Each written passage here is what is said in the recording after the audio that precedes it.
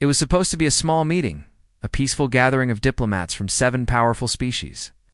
Deep in the neutral star sector called Valari Reach, where no weapon had ever been fired. And no soldier had ever drawn blood, because this was the one place where even enemies came to talk. And for 200 years, not a single battle had touched this zone until today, till the humans arrived. And among the humans, there was only one man, and he was not a politician, and he was not wearing any armor, and he was not followed by guards or machines or drones. He came alone, wearing only a black coat, with a single satchel over his shoulder. And as he walked into the chamber where the 7 species waited, not a single sensor could detect a weapon, not even a knife, not even a transmitter. The room fell silent, because everyone had heard about human soft-spoken creatures from a blue planet, known for their peacekeeping missions, known for their talks and treaties, known for their habit of standing between 2 armies with open hands and asking everyone to calm down. But this human, he did not smile. He did not bow. He did not introduce himself. He walked straight to the center of the table, placed his satchel on the floor, and then looked up at the supreme commander of the Zalari Empire, whose warships were orbiting the station. Weapons locked and ready, a clear sign that peace was not really the plan here. And then he spoke in a voice so quiet, so steady, that the room seemed to lean in to hear him. "I will give you one chance," he said. "Call your ships back. End this war, or I promise, what comes next will not be peace." Laughter. That's what came from the others. The tall insectoid from the Drenshak swarm hissed and tapped its claws together in amusement. The horned ambassador from the Rothery leaned back in her seat, arms crossed, grinning like a predator, and the Zalari Supreme Commander General Rockathros from his chair. Towering over the human by 3 feet, dressed in black and gold armor, his many metals shining under the station lights. "You give us a chance," said, voice echoing. "You dare walk in here alone and speak to me of promises?"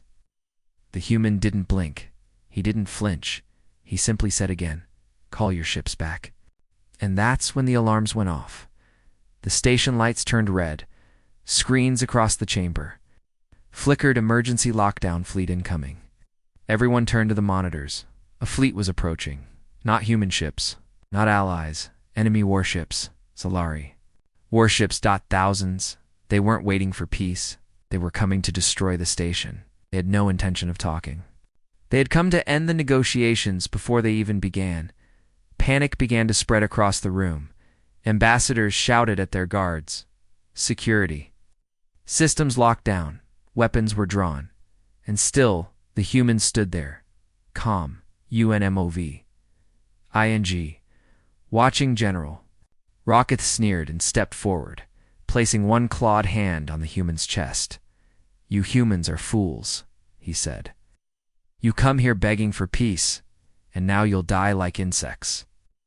The human looked at his hand, then looked up into the general's eyes. "I didn't come to beg," he said.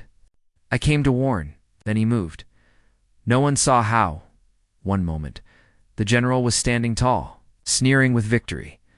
The next, he was on his knees, clutching his arm, screaming. The other guards aimed their weapons. But the human had already disappeared from their view, moving like a shadow through smoke, and in less than 5 seconds, every weapon had been ripped from their hands. Every screen had been disabled, and the lights turned blue again. When the room finally calmed, when everyone finally understood what had happened, the general was still on the floor, groaning in pain, holding a shattered arm, and the human stood above him, no longer silent, no longer peaceful, but speaking slowly and clearly. "You came to this table to lie. I came here to end lies. Next time, I won't just break your arm. Next time, I'll make sure the galaxy watches you beg for your life." And then he turned, picked up his satchel, and walked out. No one followed him. No one dared, because in that moment, the galaxy understood something it had forgotten. Humans are not weak. Humans are not soft, and when pushed too far, humans do not fight to win. They fight to end it. They had captured him within hours, right after he left the station. The Zellery strike fleet sent in 6 Hunter-class drones, 2 stealth cruisers, and 1 command vessel equipped with gravitational tethers, strong enough to rip a shuttle out of hyperspace and, even though they didn't detect a weapon on him. Even though he never resisted, they still treated him like the most dangerous. Being alive. And maybe that was the first smart thing they did. The moment they brought him aboard the prison ship, they locked him in Cell Black Zero, a room built not just to hold powerful creatures, but to crush them slowly. The walls shifted. Every hour, to confuse time. The gravity changed levels to break the spine. The air was thinned out to weaken breathing, and the lights never turned off, never. But the human sat there, was quiet still, never asking for food, never calling for help. And when the guards watched him through the cameras, they started noticing something strange. He didn't sleep. He didn't move much. And sometimes, he would smile. Commander Taras, head of the prison vessel, was a specialist in breaking prisoners. She had interrogated warlords, killers, and rebel leaders, and she had once made an entire species surrender by simply showing them what she could do to one of their own. But this human, a simple, unarmed man from a peaceful species, was starting to disturb her. He had been locked in for 5 days, and not once had he spoken to them. Not once had he asked a question. Not once had he responded to pain. They sent in sonic pressure. They lowered the temperature to freezing. They increased artificial gravity until his bones should have cracked. But still, he never screamed. On. The 6th day she went in herself. No guards, no cameras. It's just her and the human in the cold, humming silence of the cell. She stood over him and said, "What are you?" And he looked up at her with calm eyes and replied, "I am the reason your general begged." She slapped him, hard. He didn't blink. She drew a thin blade, pressed it against his arm, and slowly cut across the skin, but no blood came out. Instead, something darker. Something like black ink and smoke mixed together. Slowly oozed from the wound, and the moment it touched the metal floor, it burned through it. Her eyes widened. "Modified," she whispered. He nodded slowly. "They tried to make me forget who I was, but they failed. And now, I remember everything." Tara stepped back, suddenly unsure. No prisoner had ever spoken to her like that. No one had ever sat in that cell and smiled. And yet, this human, this being the galaxy, had labeled a negotiator. A peacekeeper, a harmless diplomat. He was something else. Something patient. Something dangerous. Something waiting by the 7th day. Strange things began to happen. The ship's AI went silent for 5 full minutes. Cameras in Cell Block Zero stopped working. 3 guards vanished during shift change only. Their coms left behind. Taras ordered the ship locked down. She doubled the guards. She cut all communication to the outside, but it didn't help. Because on the 8th day, she received a message, written in perfect Zellery script. On her private monitor, it said only this: "This is your second mistake now." She was scared. She called General Rocketh, whose arm was still healing from the human strike, and told him what was happening. But the general, full of rage and pride, shouted into the coms, "Send him to me. Strap him to the interrogation wheel. I'll show this human what real pain is." Taras tried to warn him, tried to explain, but the general had already given the order, and the prison ship changed course. The human never resisted, even as they chained his arms with reinforced plasma cuffs, even as they put a neural collar around his neck, designed to disrupt thought, even as 4 armored guards dragged him into the general's flagship, deep into the war chamber, where no one had ever left alive. He looked around calmly. He didn't fight. He didn't scream. He just whispered. As the doors closed behind him, 3rd mistake. What happened next was never fully recorded. All security footage was destroyed. All data was wiped. And every sensor on the flagship reported nothing. But when the doors finally opened again, the human walked out, slowly, alone, and behind him was the strongest general in the galaxy. Was on his knees, crying, begging, bleeding. He said one thing over and over again, voice shaking: "Keep him away from me, please. I'll give you anything. Just keep him away." And the galaxy heard his words. Every channel, every world, every soldier, the man they thought was weak, wasn't. The man they mocked as peaceful, wasn't. The human had never flinched, because he had never been afraid. And now, they were. The warship that once belonged to General Rocketh floated in orbit like a silent tomb, with no signals, no status updates, and no replies to any calls from the Empire's command council, and the few ships that dared to get close enough to scan. It only found one strange reading: a heartbeat, steady and calm, walking slowly through the empty halls of a vessel that used to be one of the deadliest in the galaxy, and that heartbeat belonged to him. The human who didn't scream, the man who didn't flinch, the being who had walked alone into enemy hands, only to leave entire fleets trembling without lifting a single gun. When the boarding team from the Korth Dominion entered the warship to investigate, they expected to find wreckage and bodies, maybe damage from an internal reactor leak, maybe an ambush by hidden rebels, but what they found instead was something worse. Silence. Not one body, not one drop of blood, not one sign of battle, only symbols written on the walls and thick black markings that weren't paint or ink, but something that pulsed like it was alive, glowing faintly, bleeding into the metal, and at the center of the ship, inside the war chamber itself. They found a message scratched deep into the command table with something sharper than steel, something that had carved through reinforced Zalari metal like it was soft clay. It said, "This is what mercy looks like. The next time I won't leave anyone breathing." That message echoed across every dark channel in the galaxy.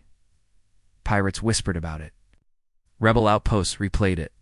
Even the elder races, who had long stopped caring about younger species, paused to listen, because everyone knew who the message came from, the human, but they still didn't know how he did it. No systems had been hacked, no alarms had been triggered, no weapons had been recorded as fired, yet the strongest general had begged. His warship had gone dark, and now the human had vanished again. But what no one knew, what no one could imagine, was that he hadn't just escaped. He had stayed. He had stayed inside the ship's systems. He had moved through their AI cores like a shadow with memory. He had learned every secret, every command code, every location of every war fleet, every fuel route, every hidden base that the Zellari Empire had tried to bury in encrypted files. He had seen them all, because they didn't understand something simple. He wasn't just strong. He was smart, and worse, he was angry. Inside a small, unregistered shuttle, now hidden inside the gas storms of Sector 9, he sat alone, staring at a screen filled with coordinates and weak spots, his face calm, his breathing slow, and a single thought burning behind his eyes. They wanted to cage me, and I'll show them what it feels like. He sent a transmission not to governments, not to commanders, but to civilians, to the poor, to the lost, to the ones forgotten by empires. And in a voice the galaxy had begun to fear, he said, "I've seen what they hide. I've seen where they take your people. I've seen how they laugh while the weak suffer." Then came silence. Then came the second part. "I'm not here to make speeches. I'm not here to ask for permission. I will burn down everything they use to control you. And when I'm done, they'll remember that peace doesn't come from fear. It comes from someone willing to fight for it." The message spread like wildfire. Fleets began to hesitate. Commanders stopped giving orders, because no one wanted to be the next one he visited. No one wanted to be the one who faced the peacemaker who didn't believe in warnings anymore. And all across the stars, graffiti began to appear in broken stations and rusted alleyways. A simple phrase, spray-painted, etched in walls. "Whispered in. Barzi begged," and the human smiled. Even the Zellari Empire began to fracture, because one man had done more damage than 100. Fleets not by fighting, but by knowing, by listening to their lies, by seeing their systems, by using the same tools they once used to control others. He was turning their own empire into a weapon, and they had no idea. Where he would strike next, in the outer rim of the Kavari Belt, where storms of fire danced, Through black space, and no living thing stayed long without reason, there floated a single, freighter-old, rusted slow-and inside that ship. Deep beneath the failing lights and groaning metal sat the human no name. No rank, no army. Just a man alone, with a smile on his face and a plan in his mind, because he knew what was coming. He knew they wouldn't stop. And he also knew the Zalari wouldn't make the same mistake twice. They had lost one general. They had lost their secrets. They had lost control. But they still believed in one last weapon, General Zorokai, a creature not born, but built half machine, half living metal, designed in the depths of the war foundries beneath the ice moons of Tishir, trained without mercy, programmed with every known method of torture, and taught that peace was just another word for weakness. He had ended rebellions. He had erased species. And now he had only one target, the human who made Rakath beg. When Zorokai arrived in Kavari Belt, he didn't come with speeches. He didn't arrive with fleets. He came alone, in a drop pod wrapped in layered plasma armor, landing so hard it shattered the rock beneath it, and from the dust he walked out, scanning every trace of heat, sound, and thought within 100 kilometers, until he found the signal. Faint, quiet, calm, just like the stories said. He entered the freighter without resistance. No alarms, no guards, just doors opening one by one, welcoming him deeper, like the ship itself wanted him inside. And still, the human didn't run. At the lowest deck, in a room barely lit by the flicker of a damaged ceiling light, the human stood with his back to the door, hands behind him, as if he had been waiting not to fight, but to watch. Zorokai spoke first, his voice like crushed steel. You have 30 seconds to beg. After that, I take your eyes. But the human only turned around, slowly, and smiled, not with arrogance, not with fear, but with something colder, sharper.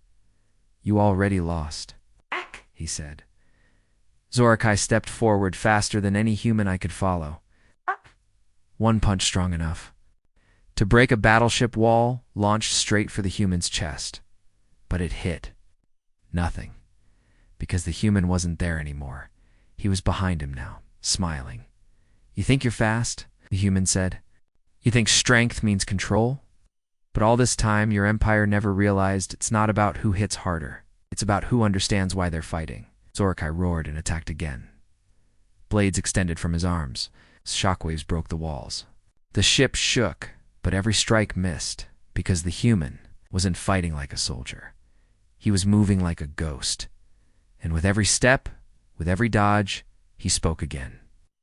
You were made in a lab. I was made in war. You were programmed to kill. I was trained to end monsters like you. And then, with no warning, the human struck. Only once. A small movement. One hand, straight to Zorokai's chest, and suddenly the war machine stopped. His limbs froze. His systems shut down. His power drained. Because the human hadn't just hit him, he had shut him down from the inside. You're not the first. The human whispered, and you won't be the last. But you will be a message. Zorokai's eyes blinked in panic. He couldn't move. He couldn't speak. All he could do was stare, and then the human knelt beside him, calm, steady, quiet. Masters, he said softly, I'm not the peacekeeper. What comes after peace is broken. He walked out of the freighter slowly, left the war machine kneeling, and behind him, the freighter exploded just once, loud and final, erasing the last trace of the Empire's strongest killer. The galaxy watched the footage. Someone had recorded the final seconds, and the last thing seen before the blast was the human's smile. Now they didn't just fear him, they feared what else Earth was hiding. Because if one human could do this, what could 100 do? The bounty was posted across 5 star systems at one simple words written in every language known to the Outer Rim. Glowing in red across every black market screen and hidden data wall. 50 million units for the human dead or broken. Just below that line, a warning. He is not to be captured alive. But greed is louder than fear, so they came. Not 1, not 10, but hundreds. From every corner of the galaxy, mercenaries with laser blades and stolen armor, assassins with poisoned claws and invisibility suits, bounty hunters with ships that could vanish between worlds, and they all thought the same thing. He's just one man. They tracked him to a silent moon floating near a dead star, no cities, number signals, no power, and yet they found a trace, a faint echo of energy. Just strong enough to give them hope that the human had made a mistake. He hadn't the first. Team landed with confidence, walking through the dust like they owned it, scanning every crater, ready for an ambush. But what they didn't know was that the human was already watching. He had been watching since their ship crossed into orbit. Because this moon was never empty. It was his. They moved toward a narrow cave. Just like the signal suggested, and the moment the first mercenary stepped inside, the entrance sealed behind them. Darkness. Silence. Then a scream. One scream. One blast. And nothing. Team 2 never found the bodies. They only found heat signatures scattered, moving in ways no life form should move. And then their own weapons turned on them, because the human had hacked their suits, had been inside their systems before they even landed. And with a single code buried in their boots, he made their rifles fire backwards. No survivors. The rest of the teams regrouped, now nervous, now sweating, now whispering the name they weren't supposed to fear. The human. But by then, it was already too late.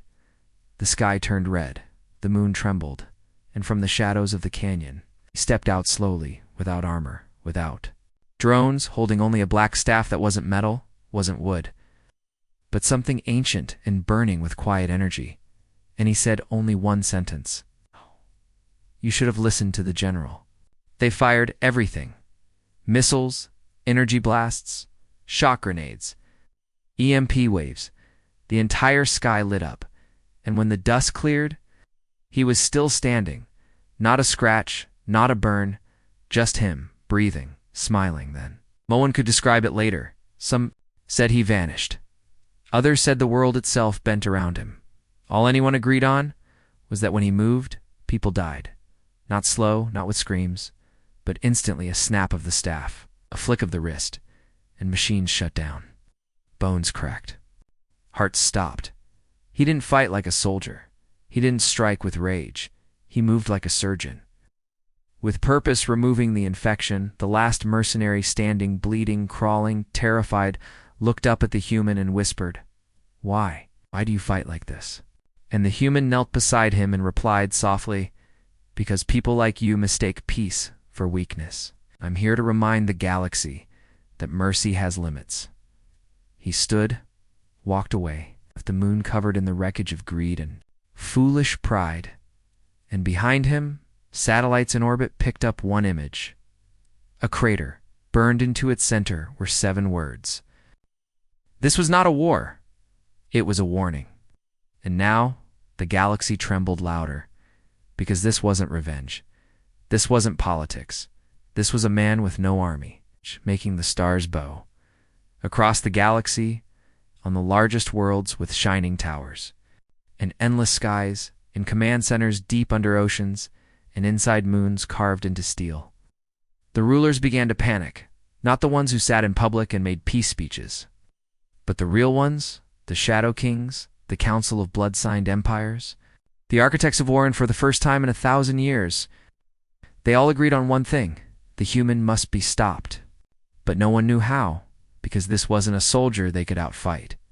This wasn't a hacker they could trace. This wasn't a threat they could silence with gold or lies. He had no planet, no army, no government, just a mission. And now, the whole galaxy was his battleground. They activated emergency protocols that hadn't been used in generations. The Rothari launched their hive-brain nets. The Krezai Empire sent bioecho assassins. The Volux released neural viruses into every major channel, and still he didn't respond, because he didn't need to. One by one, their systems began to go dark. Power grids vanished. Weapon satellites failed. Entire fleet coordinates were scrambled. Ships jumped to empty space. Commanders barked orders to ghost crews. And every AI that tried to predict his next move simply said, "Unknown." Threat level, extinction.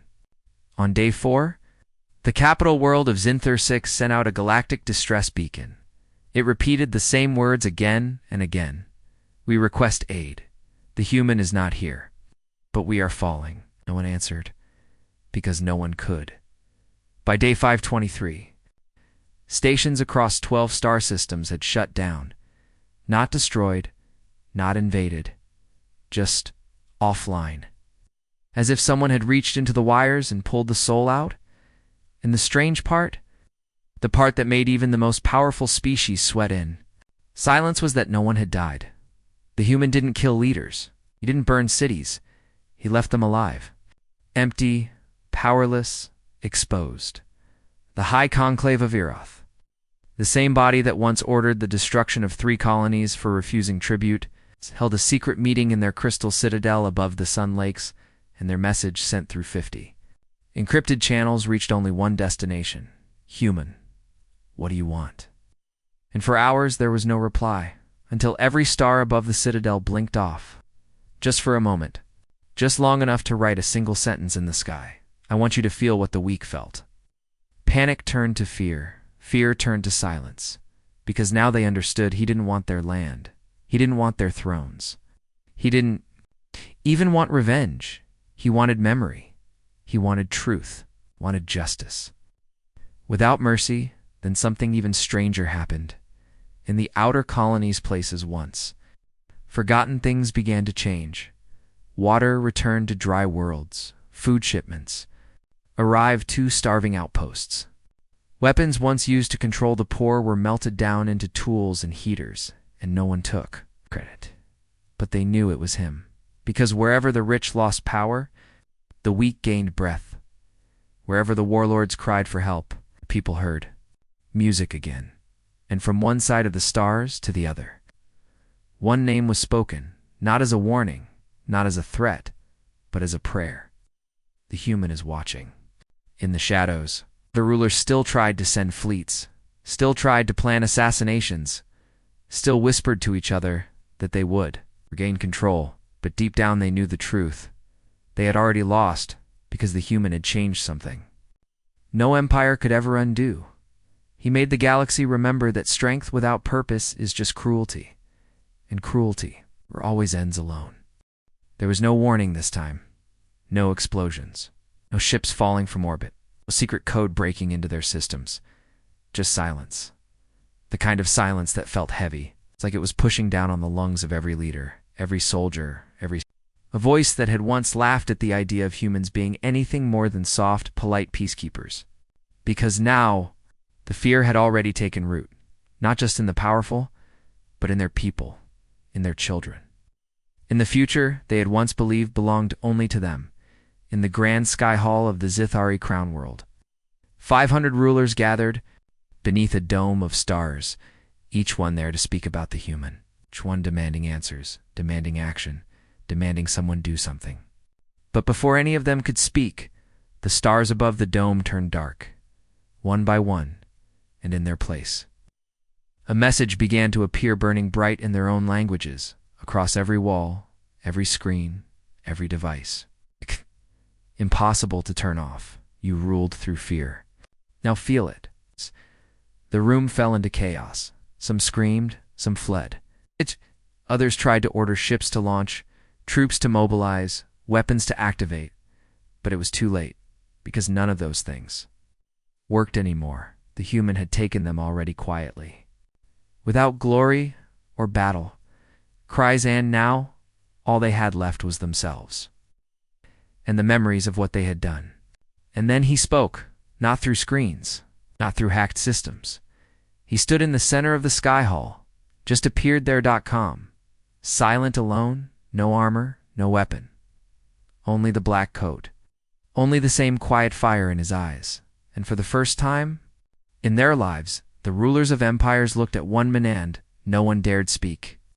He walked forward slowly, past kings and queens and warlords who once bathed in the blood of planets. No one moved. He stopped in the center of the chamber, looked around and said, "I know you expected me to kill you, destroy your cities, to burn your names from history, but death is not fear. Death is mercy, and you don't deserve mercy. They listened. They couldn't look away, because his voice wasn't shouting. It wasn't angry, it was sad. Heavy, like someone who had seen too much. You used fear to keep others in chains. But fear is a tool. And now it belongs to me. He raised one hand. The lights dimmed, and every ruler in every world connected to the sky hall saw the same vision, their cities empty, their armies gone, their people free.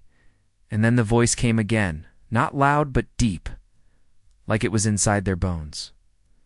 This is your future. No one will remember your titles. No one will sing your names. You will not die heroes. You will die afraid. Just like that, he vanished.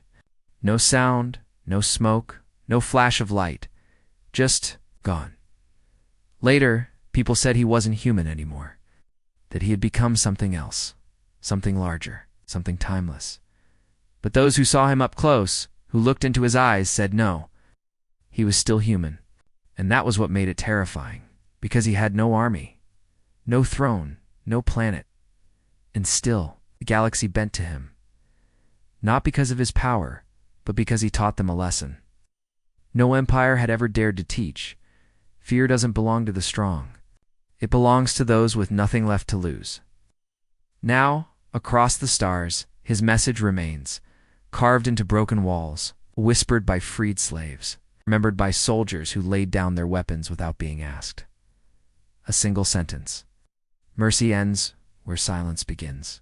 And whenever a new ruler rises too fast, whenever greed dares to speak louder than peace, whenever someone laughs at the weakness of the poor, a message appears. In red, on walls, on screens, on hearts. He is still watching,